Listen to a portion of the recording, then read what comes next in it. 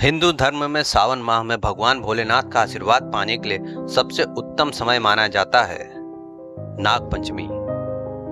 और इस साल नाग पंचमी आपकी पड़ रही है, तो इस बार नाग पंचमी पड़ रही है आपके शुक्ल पक्ष की पंचमी तिथि के आरंभ 9 अगस्त 2024 को सुबह 8:15 से शुरू हो जाएगा और अगले दिन यानी 10 अगस्त 2024 को सुबह 6:09 तक रहेगा। यानी 9 अगस्त को इस बार नाग पंचमी मनाई जाएगी। जानकारी अच्छी लगी हो तो चैनल को लाइक करें, शेयर करें, सब्सक्राइब करें। आइए अब नाग पंचमी की कथा सुनिए। इस कथा के श्रवण मात्र से ही आपको सावन के पूरे महीने की पूजा का फल मिलता है। तो दोस्तों, आज आपको ये जो कहानी सुनाई जा रही है यह नाग पंचमी की सबसे प्राचीन कथा है। प्राचीन काल में एक सेठ जी के 7 पुत्र थे। सातों के विवाह हो चुके थे। सबसे छोटे पुत्र की पत्नी श्रेष्ठ चरित्र की, विदुषी, बुद्धिमान, सुशील महिला थी, परंतु उसका कोई भाई न था। एक दिन बड़ी बहू ने घर लीपने को पीली मिट्टी लाने के लिए सभी बहुओं को साथ चलने को कहा। सभी ने डलिया और खुरपी लेके मिट्टी खोदने लगे। तभी उस मिट्टी से एक सर्प निकला, जिसे बड़ी बहू खुरपी से मारने लगी। यह देखकर छोटी बहू ने उसे रोकते हुए कहा, मत मारो इसे, यह बेचारा निरपराध है। यह सुनकर बड़ी बहू ने उसे नहीं मारा। तब सर्प एक ओर जा बैठा। तब छोटी बहू ने उससे कहा, हम अभी लौट कर आती हैं, तुम यहाँ से जाना मत। यह कहकर वह सबके साथ मिट्टी लेके घर चली गई। वहां कामकाज करने लगी। घर के कामकाज में जो उसने वादा किया था वो भूल गई। उसे दूसरे दिन वह बात याद आई तो सबको साथ लेके वहां पहुंची और सर्प को उस स्थान पर बैठा देखकर बोली, सर्प भैया नमस्कार। सर्प ने कहा, तू भैया कह चुकी है इसलिए तुझे छोड़ देता हूँ, नहीं तो झूठी बात कहने के कारण तुझे अभी डस लेता। वह बोली, भैया मुझसे भूल हो गई, उसके लिए मैं माफी मांगती हूँ। तब सर्प बोला, अच्छा तू आज से मेरी बहन हुई और मैं तेरा भाई हुआ, तुझे जो मांगना हो मांग ले।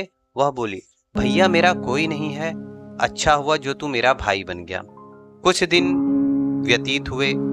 एक दिन सर्प मनुष्य का रूप रख के उसके घर आया और बोला कि मेरी बहन को भेज दो।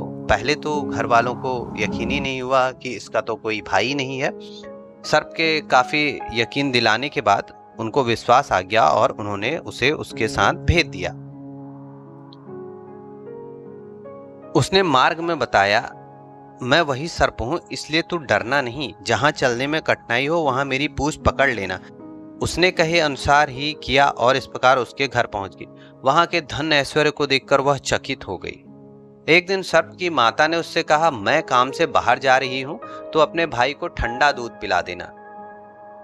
अच्छा, उसको याद नहीं रहा और उसने सर्प को गर्म दूध पिला दिया, जिससे सर्प का मुंह जल गया। यह देख के जब सर्प की माता आई तो बहुत क्रोधित हुई, परंतु सर्प के समझाने पर शांत हो गई।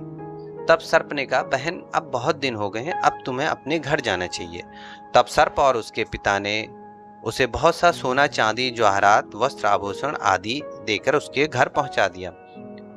इतना ढेर सारा धन देखकर बड़ी बहू ने ईर्ष्या से कहा, भाई तो बड़ा धनवान है, तुझे तो उससे और भी धन लाना चाहिए। सर्प ने यह वचन सुना तो सब वस्तुएं सोने की लाकर दे दी।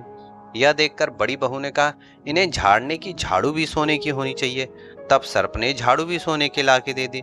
सर्प ने छोटी बहू को हीरा मणियों का एक अद्भुत हार दिया। उसकी प्रशंसा उस देश की रानी ने भी सुनी और वह राजा से बोली, सेठ की छोटी बहू का हार यहाँ आना चाहिए। राजा ने मंत्री को हुक्म दिया कि उससे वह हार लेकर शीघ्र उपस्थित हो। मंत्री ने सेठ जी से जाकर कहा कि महारानी जी छोटी बहू का हार पहनेंगी, वह उससे लेकर मुझे दे दो। सेठ जी ने डर के कारण छोटी बहू से हार मांगकर दे दिया। छोटी बहू को यह बात बहुत बुरी लगी। उसने अपने सर्प भाई को याद किया और आने पर प्रार्थना की, भैया रानी ने हार छीन लिया है, तुम कुछ ऐसा करो कि जब वह हार उसके गले में रहे तब तक के लिए सर्प बन जाए और जब मुझे लौटा दे तब हीरों और मणियों का हो जाए। सर्प ने ठीक वैसा ही किया। जैसे ही रानी ने हार पहना वैसे ही वह सर्प बन गया। यह देखकर रानी चीख पड़ी और रोने लगी। यह देख के राजा ने सेठ के पास खबर भेजी कि छोटी बहू को तुरंत भेजो। सेठ जी डर गए कि राजा न जाने क्या करेगा। वे स्वयं छोटी बहू को साथ लेकर उपस्थित हुए। राजा ने छोटी बहू से पूछा, तूने क्या जादू किया है, मैं तुझे दंड दूंगा। छोटी बहू बोली, राजन क्षमा कीजिए, यह हार ही ऐसा है कि मेरे गले में हीरों और मणियों का रहता है और दूसरे के गले में सर्प बन जाता है। यह सुनकर राजा ने वह सर्प बना हार उसे दे दिया। अभी पहन कर दिखाओ। छोटी बहू ने जैसे ही उसे पहना वैसे ही हीरे मणियों का हो गया। यह देख के राजा को उसकी बात का विश्वास हो गया। उसने प्रसन्न होकर से बहुत सी मुद्राएं भी पुरस्कार में दी। छोटी वह अपना हार और इनको लेके घर लौट आई। उसके धन को देख के बड़ी बहू ने ईर्ष्या के कारण उसके पति को सिखाया कि छोटी बहू के पास कहीं से धन आया है।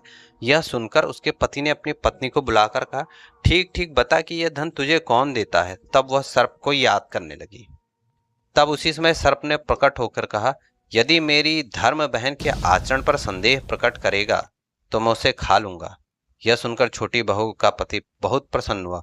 उसने सर्प देवता का बड़ा सत्कार किया। उसी दिन से नाग पंचमी का त्योहार मनाया जाता है और स्त्रियां सर्प को भाई मानकर उसकी पूजा करती हैं। तो इस कथा का आपने श्रवण किया। भोलेनाथ आपकी सभी मनोकामनाएं पूर्ण करें। इसी तरह भक्ति ज्ञान उपाय चैनल में आप बने रहें। इस परिवार को बड़ा बनाएं। जल्द ही मिलते हैं एक नई वीडियो में। धन्यवाद।